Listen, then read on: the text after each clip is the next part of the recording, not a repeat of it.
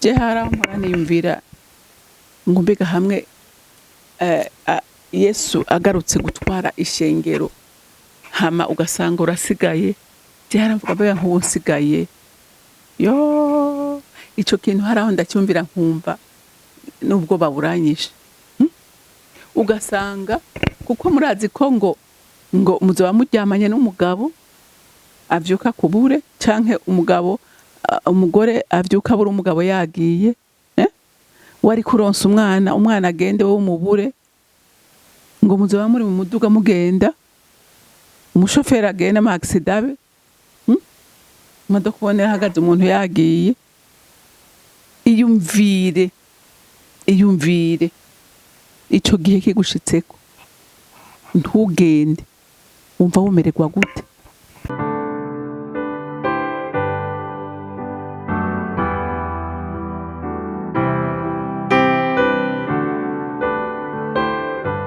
Bakunzi bahore CANAAN TV ndanezerewe kandi gusubira guhura namwe ngo tuganire ijambo ry'Imana, ariko imbere yuko tuganira reka tubanze dusenge. Uri mwiza Yesu, gira neza mukunzi nkunda, yo uri gitangaza kandi ibyo ukora biradutangaza uko bukeye nuko bwije.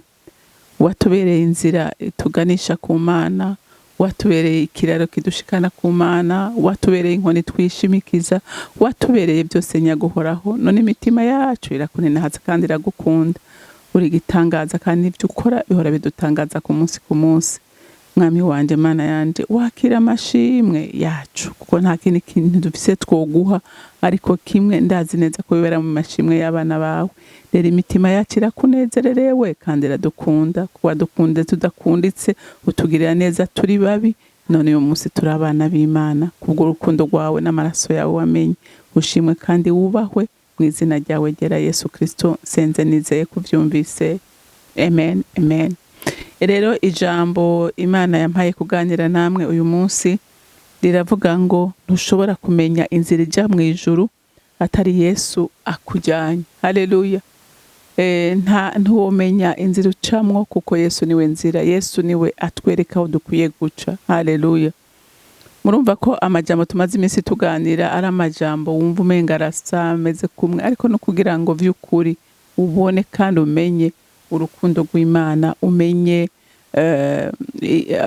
ko Yesu ari we wenyene n'ukuri. Yesu niwe source y'ubuzima bwacu. Yesu niwe byose muri byose. Haleluya. Yesu niwe byose. Ata Yesu n'ukuri nta kintu woshikako, nta na kimwe, kuko byose kuko ngo Yesu amaze no kunesha urupfu akazuka, se ngo yamuhaye izina risumba yandi mazina yose, amuha ububasha bwose mw'isi no mw'Ijuru. Haleluya. Kandi aravuga ngo indimi zose n'amavi yose afukame. Haleluya. Si ubwoko bumwe, ubwoko bwose, indimi zose umva ngo afukame, yamamaze ko Yesu Kristo ari umwami n'umukiza wacu twese. Urumva? Yesu rero ukwiye kumuha icubahiro cyane, ukwiye kumukunda gose. Haleluya. Ntuvuge ngo kuko abantu benshi barahagarara ku bintu by'amadini, barahagarara ku tuntu tudafasha. Umva, igihambaye si ico, igihambaye no kumenya izoja. None ko ari we yatubwiye ko ari we nzira n'ukuri n'ubugingo, atawe ushobora gushika kuri satamujanye. None yani marakoruse ducamo naya abandi bantu duhamagara ni bande? Hari abandi bantu umva, abantu baca kumve nta wundi yarakubwiye niwe wenyene, niwe Imana yumva, nta wundi yumva. Niwe yumva kuko niwe yatanze ikiguzi, niwe yahawe ico cubahiro. Reka dusome muri Yohana igice ni ca 14, dusome kuva ku murongo wa mbere dushikane ku murongo wa 4. Haravuga ngo Yesu ni nzira, ukuri n'ubugingo. Ntimuhagarike imitima yanyu, mwizere Imana nanje munyizere. Muhira kwa Data hari inzu nyinshi, iyo ziba zitariho manda bibabwiye, kuko ngiye kubategurira hanyu. Kandi ko ngiye kubategurira hanyu nzogaruka kubajana iwanje, ngo aho ndi namwe muba ariho muba, kandi iyo nja murazi inzira ijayo. Amen. Urumva? Yesu aratubarira neza ngo reka guhagarika imitima, kuko atandukana n'intumwa erega ntivyari vyoroshe. Ntivyari vyoroshe, bari yagize ubwoba kandi bo ibyo bari bizeye sibyo babonye. Bo bari bazi ko aje kugarukana ubwami bw'abayuda mu isi, mugababona arabahinduriye ko ntibatahura neza ibyo arimo. Rero baragira ubwoba, baravugira tumviriza, jewe ubwami bwo mu isi sibwo bwanzanye, ati ahubwo jewe ico ngiye gukora, ngiye kubategurira mwebwe, ngiye kwitangira imbere, nje kubategurira aho muzoba. Haleluya. Ati ngiye kubategurira. Ati kwa data hari amazu menshi, ngiye kuyekipa, ngiye kuyatunganya, ati hanyuma mumenye neza ko nzogaruka. Nzogaruka nje kubajana. Mbega none wewe uriteguye ko azogaruka kukujana? Canke uze neza ku isi uzoyibamwo hanyuma ugapfa bikarangira? Hariho ubundi buzima inyuma y'ubu, kandi ubu buzima ubutegurira hanyene, ubutegura ukiri ngaha muri uyu mubiri. Haleluya. Yesu aravuga ngo ngiye kubategurira, ngo muhira kwa data hari inzu nyinshi, ngo iyo ziba zitari mba ndabibabwiye, kuko ngiye kubategurira hanya. Urumva agiye kubadutegurira. None urumva nibaza yuko ngira ngo ivyo bizi nk'umukristo, kandi ivyo oye birava no kubikogwa, no kubikogwa uri kurakora muri ino si. Ko ndibaza haraho mpora niyumvira mbega bashaho ubwo oye nijoro naho twese tuzogicaramwo, mbega ibibanza birasa? Nibaza ko bidasa. Nibaza ko hariho ibibanza d'honneur bizojamwo abahizi n'abahizikazi bakoze ibikomeye. Haraho mpora niyumvira nka Paulo, nk'ahantu azoba yicaye, nka Paulo ahantu azoba yicaye. Nibaza ko hadashobora kwicara umunebwe uwo ari we wese yabaye muri ino si atakintu yigeze akora. Kuko yakoze vyinshi, yazanye abantu benshi ku Mana. N'uyu munsi aracariho, aracavuga. Ibitabo byose turiko turasoma, hari byinshi vyanditswe nawe biriko biradufasha. Paulo niwe yavuze ubutumwa bujana mu mahanga, mu banyamahanga, agakubitwa, akababazwa. Rero ariko aradutegurira, ariko aradutegurira ibibanza. Umenye yuko nawe utegereza gukora ku buryo uzoronka icicaro kigukwiriye, nk'umuhizikazi n'umuhizi yabaye muri ino si. Haleluya. Rero ntushobora kumenya rero iyo nzira. Urumva uyitumenyesha n'ubu, kandi no kugira ngo ushobore gukora ibikorwa vyiza, nuko ubuzi uri kurakorera uwo ari we, kandi ukaba ufise n'iryo hishurirwa muri we, n'izo mbaraga ukaba uzifise. Erega hariho abantu batanabitahura. Hariho abantu batanabitahura kuko batigeze bamurikirwa n'uwo muco wa Kristo. Badashobora no kubitahura. Kandi ko ngiye kubategurira hanyuma nzogaruka kubajana iwanje, ngo aho ndi namwe muba ariho muba. Urumva yagiye kudutegurira kugira ngo tuze tubane, tudasubira gutandukana. We none iyo nyota wumva, niyo nzara ntayo ufise, ntiwumva ko kumva uyu munsi utashobora kwicarana nawe, waguterera mu muriro udahira, mu muriro utazima, wumva bitaguteye ubwoba. Rero gira umwete. Haleluya. Haleluya. Gira umwete. Kandi iyo nja murazi inzira ijayo, kuko aba ariko arabibwira bari barabanye, yari yarabasiguriye kenshi. Murazi ko kenshi yigishiza no mu migani, ariko bicara bonyene akabasigurira ikintu kimwe ku kindi. Haleluya. Akabasigurira ikintu kimwe ku kindi. Rero arababwira ati mwebwe ndizera ko mudakekeranye. Iyo nja murahaza. Haleluya. Rero abamwizeye ntidukekeranya inzira, ntidukekeranya ko ubwami bw'Imana buriho, ntidukekeranya ko umuriro uriho, ntidukekeranya ko hariho ibyicaro bitandukanye. Haleluya. Kubera yabitubwiye, yabiduhishuriye. Haleluya. Rero abigishwa biwe ariko arababwira ati mwebwe ndafise assurance ko mutabikekeranya. Rero natwe turabigishwa biwe, ntidukwiye gukekeranya ko ijuru ririho, ntidukwiye gukekeranya ko umuriro uriho. Rero kubera tuzi neza ko ibyo bihari, rero dukwiye kwitwara neza. Haleluya. Kugira ngo tuze tube mu bwami bw'Imana.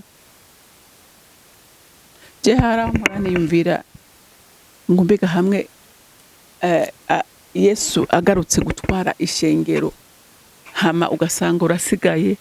Je haramvuga mbega nk'ubu nsigaye, ico kintu haraho ndacyumvira nkumva nubwo baburanyisha. Ugasanga kuko murazi ko ngo ngo muzoba muryamanye n'umugabo avyuka kubure canke umugore avyuka abura umugabo yagiye, wari kuronsa umwana agende wowe umubure, ngo muzoba muri mu muduga mugenda, umushoferi agenda ama accident abe, imodoka ubonera hagaze umuntu yagiye.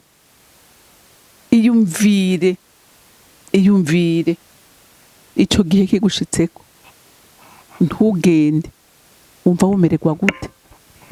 Ngo benshi bazokwiruka mu mashengero ngo baje kuraba basange nta n'inyoni canke hari abandi nabo bajovye. Hama abantu bavuge ngo ngo vya bintu bahora batubwira ngo kumbe nivyo, ngo kumbe nivyo. Hanyuma ngo murazi ico gihe nta mbabazi zizoba zihari, imbabazi zizoba zaheze. Umuntu ngo azocungurwa n'amaraso yiwe, kuko hariho abantu bazovuga bati vya bintu nivyo. Antikristo nawe acavuga atumviriza, utanyizera arapfa, kubera wamaze kubitahura uvuga uti jewe ndemeye mfe, mugabo basenze ndagw'Ijuru. Urumva amaraso yawe bayamene kandi azogucungura. Ariko uyu munsi imbabazi za Kristo zirahari. Haleluya. Imbabazi za Kristo zirahari ku muntu uwo ari we wese. Yesu Kristo ateze ibiganza, nta maraso umena, nta faranga, nta kiguzi utanga, we gusukira kuvuga ngo Mwami Yesu ndaje imbere yawe, ndakwakiriye mu mutima wanje ngo umbere umwami n'umukiza w'ubugingo bwanje. Ndazi ko wapfuye kugira ngo jewe mbeho ndaga ubugingo budashira. Urumva timbabarira ibyaha byanje n'igabitanyo byanje. Umviriza ngo uvyaturisha akanwa kawe ukavyizeresha umutima wawe, biba birangiye. Kompara ivyo bintu bibiri, watura ayo majambo gusa n'ukumena amaraso yawe, kandi bazokwisha uko bashaka. Muribuka ko intumwa bamwe ngo babaduza ku munara bakabakorora, abandi bakabashira mu mavuta bashuhije mu ngunguru ngira ngo 300 degre. Urumva abandi Petero we murazi ko bamubamvye bamucuritse. Yohana niwe bataye mu mavuta mu nyuma mujana ku kizinga bamutera ahantu ngo yicwe n'irungu. Urumva intumwa zose zapfuye urupfu rubi. Aba Stefano murazi ko babagarika je bakabatera amabuye. Urumva nabo bapfuye urupfu rugoye. None wewe kompara, hariho uwo numvise ngo bafashe baramukura kuru igishishwa, ipo yose barayikurako, hanyuma ngo baramushira ahantu bazana imbeba ziramujya gushika.